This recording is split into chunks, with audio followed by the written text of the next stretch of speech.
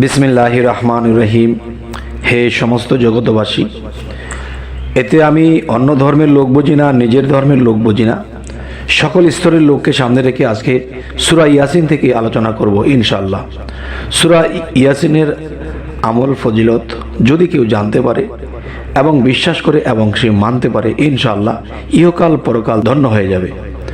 তাই আমি মোহাম্মদ শামীম আলী আপনাদের সামনে সূরা ইয়াসিনের আমল ও ফজিলত নিয়ে হাজির হইলাম।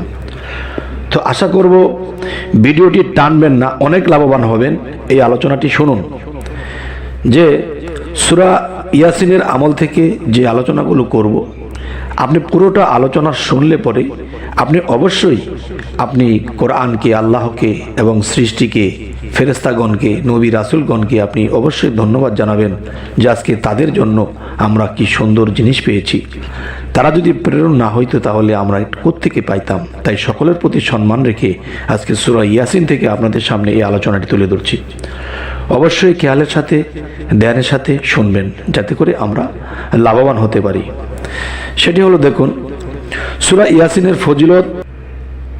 সূরা ইয়াসিনের ফজিলত আমরা কখনো বর্ণনা করে শেষ করতে পারবো না। অসংখ্য হাদিসে অসংখ্য রকম ইহা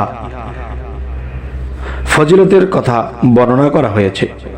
তবে এক হাদিসে অত্র সূরাকে কোরআন মজিদের হৃদয় বলিয়া উল্লেখ করা হয়েছে। সুবহানাল্লাহ, আলহামদুলিল্লাহ। এরপর আরো একটি হাদিসে বর্ণিত করা হয়েছে যে রাত্রে খালেস নিয়তে অত্র সূরা ইয়াসিন পাঠ করিয়া নিদ্রায় গেলে সম্পূর্ণ নিষ্পাপ হয়ে সে জাগরিত হবে। আলহামদুলিল্লাহ। অত্র সূরা ইয়াসিন পাঠকারী জন্য কিয়ামতের দিবসে মুক্তির ফয়সালা করিবেন আল্লাহ। আবু দাউদ, ইবনে মাজাহ। এবার আসব, অন্য হাদিসে বর্ণিত রহিয়াছে যে ইহা মৃত্যুর সময় উপস্থিত হইলে তাহার নিকট বসিয়া অত্র সূরা পাঠ করলে ইহাতে মৃত্যুর কষ্ট লাঘব হবে, মৃত্যুর কষ্ট খুবই কম হবে, এবং ইহা কবরের নিকট বসিয়া পাঠ করিলে মৃতের কবর আযাব মাফ হইয়া যায়। আবু দাউদ, ইবনে মাজাহ। দেখুন, আজকে একটু দলিল সহকারে কথা বলছি, বিভিন্ন হাদিসের রেফারেন্স দিয়ে কথা বলছি, যে আজকে আপনারা শুনুন। যে অন্য অন্য আলোচনা হতো রেফারেন্স ছাড়া বলি, রেফারেন্স তো আছেই, তো রেফারেন্স দিতে গেলে দেখা গেছে অনেক সময় ভিডিওটা বেশি বড় হয়ে যায়, তাই এমনিতেই বলে যাই। তবে আজকের এই বিষয়গুলা আমি রেফারেন্স দিয়ে বলছি ইনশাল্লাহ। যে আরও একটি হাদিসের কথা বলা হয়েছে, কোনো ব্যক্তি নিয়মিতভাবে অত্র সূরা ইয়াসিন পাঠ করিলে সে যে কোনো দরজা দিয়ে বেহেশতে প্রবেশ করবে। সুবহানাল্লাহ, আলহামদুলিল্লাহ। তাহার জন্য বেহেশতের 8টি দরজাই খুলিয়া দেওয়া হবে। এবার আসি, হযরত রাসূল করিম সাল্লাল্লাহু আলাইহি সাল্লাম বর্ণনা করিয়াছেন যে কেহ একবার এই সূরা পাঠ করিলে তাহার আমল নামায় 10 বার কোরআন শরীফ খতম করার সওয়াব লিখিয়া দিবেন। সুবহানাল্লাহ, আলহামদুলিল্লাহ। যে কোনো রোগ ব্যাধির সময় ইহা পাঠ করিলে আল্লাহর রহমতে তাহা হইতে মুক্তি লাভ করা যায়। আলহামদুলিল্লাহ। সূর্যোদয়ের সময় এই সূরা পাঠ করিলে অভাব অনটন দূর হইয়া যায়, শীঘ্রই তিনি আল্লাহর তরফ হইতে ঐশ্বর্যশালী হবে এবং সম্পদশালী হবে। এবার আসি, ভীত, পীড়িত ও ক্ষুধার্ত ব্যক্তি এই ইয়াসিন সূরা পাঠ করিলে ভয় ও পীড়া দূর হইয়া যায় এবং ক্ষুধা নিবারণের ব্যবস্থা হয়। সুবহানাল্লাহ, আলহামদুলিল্লাহ। ঘর হইতে বাহির হইবার সময় এই সূরা পড়িয়া বাহির হইলে কোথাও কোনো বিপদ আপদে পতিত হইবে না। আলহামদুলিল্লাহ। পাগল ব্যক্তির উপরে এই সূরা পড়িয়া দম করিলে বা ফুঁক দিলে আল্লাহর রহমতে ওই পাগল ব্যক্তির অসুস্থ থেকে তিনি সুস্থতে পরিণত হবে। আচ্ছা, তবে কি যে সে পাগল যদি আপনার কাছাকাছি হয়ে থাকে, তো প্রতি 3 দিন পর পর এই সূরাটি পড়িয়া পাঠ করিয়া যদি তাকে ফুঁক দেওয়া হয়, ইনশাল্লাহ তিনি পাগল থেকে সুস্থ মানুষে ফিরে আসবে। এবার বলবো, জিন, পরী কিংবা ভূতে ধরা রোগীর নিকট বসিয়া জোরে জোরে এই সূরা পড়িয়া শরীরে ফুঁক দিলে যাবতীয় দুষ্ট জিন ভূত দূর হইয়া যায়। আলহামদুলিল্লাহ। এই সূরা কিয়ামতের দিন ভীষণ অবস্থার বর্ণনা দ্বারা আল্লাহ তাআলার অতুলনীয় ক্ষমতা ও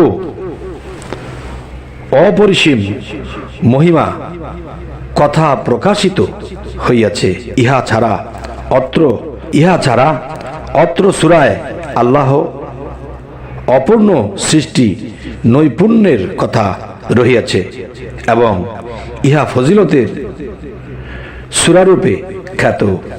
অত্র সূরা সদা সর্বদা পাঠ করিলে দুনিয়া ও আখিরাতের যাবতীয় বালা মুসিবত হইতে নিরাপদ থাকা, যার ইহার বরকতে আল্লাহ তাআলা রুজিতে বরকত দেন এবং তিনি সুখ স্বাচ্ছন্দ্য লাভ করেন। অবশ্যই এই সুখ স্বাচ্ছন্দ্য পেয়ে অবশ্যই আল্লাহর ইবাদতে মশগুল থাকতে হবে। আচ্ছা, এবার আসি, হযরত সাল্লাল্লাহু আলাইহি সাল্লাম একটি কথা বলেছেন, প্রত্যহ রাত্রে এই সূরাটি পাঠ কখন করবেন? গভীর রজনীতে সূরা ইয়াসিন পাঠ করিলে কখনো আপনাকে অভাবে পতিত হবেন না এবং আপনার স্বাচ্ছন্দ্যে দিন কাটবে। অবশ্যই আল্লাহর ইবাদতে থাকতে হবে বিভিন্ন কাজের ফাঁকে। এবার আসব এই সূরার আরো কিছু বিষয়। এই ইয়াসিন সূরার সম্পর্কে হযরত রাসূল করিম সাল্লাল্লাহু আলাইহি সাল্লাম এর বহু হাদিস বর্ণিত আছে।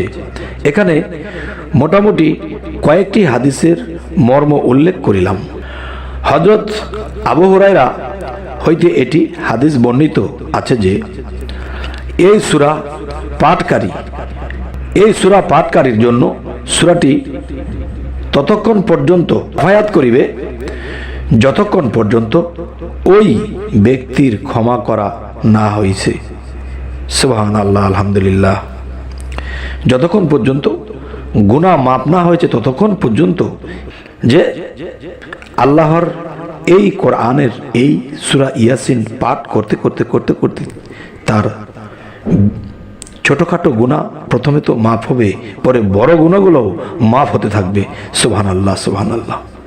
এবার আসি, হযরত ইবনে আব্বাস রাদিয়াল্লাহু হইতে অন্য একটি হাদিসে বর্ণিত হইয়াছে, রাসূল করিম সাল্লাল্লাহু আলাইহি সাল্লাম বলিয়াছেন, আমার বাসনা এই সূরা মূলক প্রত্যেকটি মুমিন ব্যক্তির অন্তরে থাকুক, অর্থাৎ প্রত্যেকে ইহা মুখস্থ করিয়া লোক।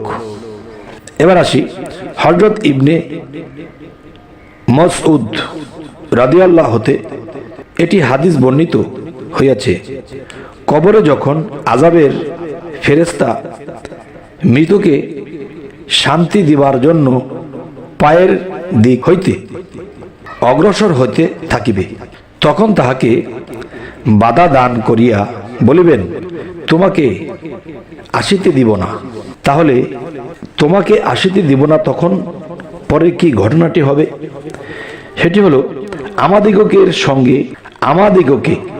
সঙ্গে নিয়াই এই ব্যক্তির সূরা মূলক পাঠ করিয়াছে।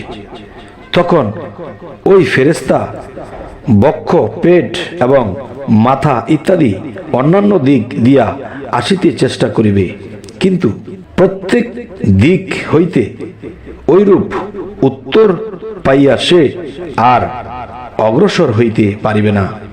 চুম্বক কথা এই যে অত্র সূরা কবর আযাব হইতে বাঁচাইয়া রাখে। সুবহানাল্লাহ, আলহামদুলিল্লাহ।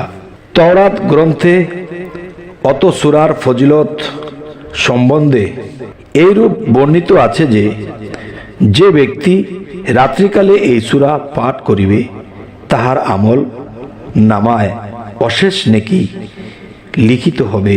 সুবহানাল্লাহ, আলহামদুলিল্লাহ। 41 বার এই সূরা পাঠ করিলে বিপদ আপদ দূর হইয়া যায় এবং ঋণের দায় হইতে মুক্তি লাভ করে। প্রত্যহ 3 বার করিয়া 3 দিন এই সূরা পড়িয়া চোখে ফুঁক দিলে চোখের অসুখ ভালো হইয়া যায়। নতুন চাঁদ উদয় হইবার সময় এই সূরা পাঠে লিপ্ত থাকিলে ওই মাস আল্লাহর রহমতে কুশলে অতিবাহিত হবে। হে সমস্ত জগতবাসী, আজকের এই আলোচনাটি করা হলো সূরা ইয়াসিন থেকে। আমরা যদি এই সূরার আইন কানুন মানতে পারি, এই আমলগুলো করতে পারি, ইহকাল পরকালে আমাদের আর কোনো সমস্যাই থাকবে না। তবে হে সমস্ত জগতবাসী, আজকের পর থেকে চলুন আমরা সূরা ইয়াসিনের আমল ও ফজিলত দেখে করতে থাকি। ইনশাআল্লাহ আল্লাহ আমাদেরকে উদ্ধার করিবেন। তবে আমাদের চ্যানেলে যদি আপনারা নতুন হয়ে থাকেন, অবশ্যই সাবস্ক্রাইব করে নেবেন এবং পরবর্তীতে যেন ভালো আলোচনা আপনাদের কাছে পৌঁছে দিতে পারি। তো সকলে ভালো থাকবেন। আল্লাহ হাফিজ।